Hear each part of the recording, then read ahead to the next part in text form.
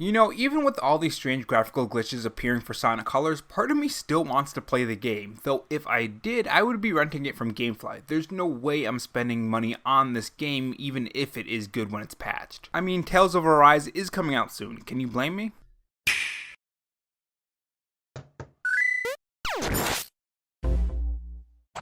Hey guys, it's Rob here, and welcome back to the Robo Show, where we cover the latest gaming news, leaks, and rumors from Microsoft, Sony, and Nintendo in 2020 and beyond. If you want to be kept up on the latest gaming news, make sure you click that red subscribe button below this video and that notification bell so you know when I upload. And if you're interested, I have a Patreon, which link to that will be in the pinned comment along with my Twitter account. In this video, we're going to talk about some of the latest gaming news that has happened over the past couple days. This includes multiple games hitting the Nintendo Switch, the Sony upgrade fiasco, a talk about why Nintendo is skipping the Tokyo Game Show, and a discussion on Sony's next state of play, because according to rumors, it's going to be a pretty big one. If you guys enjoyed this video, leave a like. It's a great way to help out the video so it can reach more viewers just like you. And if you want to follow me on Twitter and help me reach my goal of 800 followers, you can follow me at rangorok93. Without further delay, let's get to the video.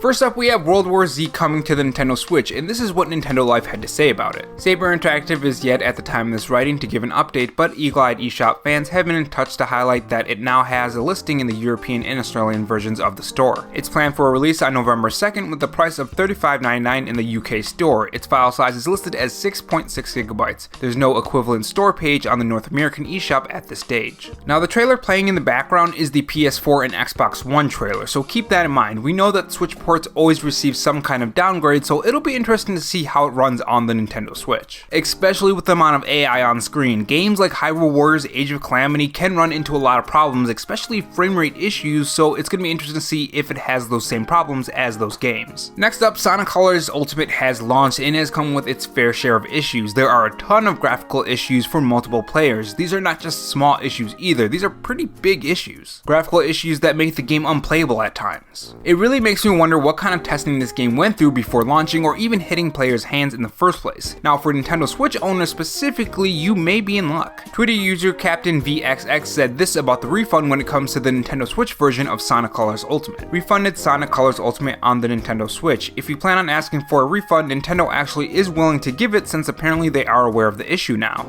So if you do want your money back for Sonic Colors, the digital version anyways, you can get your money back. Now, as for the other platforms, I'm not entirely sure if you can, but you can always give it a try and see what happens. Moving on to those who are still trying to find an Xbox Series X, S, and PS5, you may be waiting a little longer. Right now, there is a part shortage for all these consoles, and according to Toshiba, the provider for such parts, the stock for them won't improve until 2023. Now, interestingly enough, Bloomberg says that this could impact other electronics too. This makes me wonder if this is going to affect the Nintendo Switch OLED at launch or even after launch. If so, it might be really difficult to find these Nintendo Switch OLEDs around, and there might be a lot of scalping problems as well. So if you do have a chance to get one of these consoles, I would definitely take that chance if you have the money. And last up on the quick news portion of today's show, we have Daemon X Machina hitting the Nintendo Switch as an online game trial. This is what the tweet says when they announced it. Suit up Nintendo Switch Online members, you can try out Daemon X Machina for free next week. Download now so you're ready for action when the game trial starts 13/09. And with the quick news out of the way, let's get to the first main topic of today, and that is a Nintendo Direct. The reason why I bring this up isn't specifically about news, but an article by Screen Rant. The title reads, "Does Nintendo skipping the Tokyo Game Show mean a Nintendo Direct is coming?" For those who don't know, Nintendo is confirmed that they won't be appearing at the Tokyo Game Show for 2021, which is pretty odd considering that there are a number of games that have yet to see trailers or even gameplay footage like Bayonetta 3. Still waiting for that game, Nintendo. We know right now that a Nintendo Direct is rumored for this month by multiple Nintendo leakers, as well as the general pattern that Nintendo typically keeps when it comes to Nintendo Directs in September. Usually you can expect a Nintendo Direct in the first half of September. It's been like this for the past 4 or 5 years and even farther than that. But to answer the question, does Nintendo skipping the Tokyo Game Show mean that a Nintendo Direct is coming? I would say yes. Or at least it gives a better chance of a Nintendo Direct coming. I could definitely see Nintendo holding back a lot of announcements for a Nintendo Direct in September. The Tokyo Game Show runs from September 30th to the 3rd, so if Nintendo does have a Nintendo Direct planned in the back half of the month, they could definitely show a lot of announcements there. I don't think they would wait until the end of the month to reveal them. And if Nintendo does what they usually do with having a Nintendo Direct in the back half of September, they would be missing those dates. Why hold back on new trailers, release dates, and so on when you can hold your own event and spend less time on another game show? Especially with Metroid Dread coming in October, they would probably want to do another trailer before October. Typically, Nintendo does this a month before every release. We've seen it with a lot of different games. Now, if you want to know more about this Nintendo Direct, if it does happen, I did do a video on some leakers' words. You can click the top right corner of this video, and if not, let's continue with some Sony news. So Horizon Forbidden West is a game that I am extremely excited for. I love my open world games. I love the Dragon Age series, I love Witcher 3, Breath of the Wild, of course, and I'm hyped for Breath of the Wild 2 and so on. So when I saw the gameplay for the first time for Forbidden West, I was extremely excited, especially as someone who owns a PS5, and I'll have to tell you guys how I landed this PS5 sometime in another video. It's a pretty funny story. But anyways, the news, or bad news technically I guess, is that Sony will no longer offer free next-gen updates for their first-party title. Now this comes out right after Sony initially was going to make people pay for the upgrade for Horizon Forbidden West from the PS4 version to the PS5 version. Sony has since reverted that decision and now it will be free, which is good, but it's strange that they're still keeping the PS5 price. That's a little bit strange to me. I know this is obvious, but make sure you guys get the PS4 version of Horizon Forbidden West and get that free upgrade, unless you want the PS5 case, that is. Now, President and CEO of Sony Interactive Entertainment said the company missed its mark on how it handled the pre-orders for Horizon Forbidden West. And I do have to agree with him, but I also have to say that making future ones not free is also missing the mark. People should not have to pay for upgrades if it is just better frame rate, resolution, and overall performance. That should be free. If it's extra content, yeah, then I understand, but as far as performance goes, that should be free in my opinion. Tell me what you guys think about this down in the comment section below. Should people pay for next gen upgrades or not? And last up on our main topic is that we'll have a state of play coming. This is what Sony had to say on their website. You have been awfully patient and we thank you for that. Now we're looking forward to showing you what we've been working on. Tune in next Thursday, September 9th at 1 p.m. Pacific Time, 9 p.m. BST / 10 p.m. CEST for a look into the future of PS5. The showcase will weigh in around 40 minutes and include updates from PlayStation Studios and some industry's most imaginative developers for games releasing this holiday and beyond. And stick around after the presentation to get more updates from some of the studio teams featured in the showcase. One thing to note, PlayStation's next generation of VR won't make an appearance this time, but there will still be plenty of great PS5 games from developers large and small. We hope you can join us. So this is them directly saying that there are going to be PS5 games that they have been working on. I fully expect God of War to be here, or at least fingers crossed anyways. And that's all the gaming news I have for you guys today. If you guys enjoyed this video, make sure you leave a like and subscribe for more gaming news. Thanks for watching guys, and remember, stay safe, stay charged, and have a good one.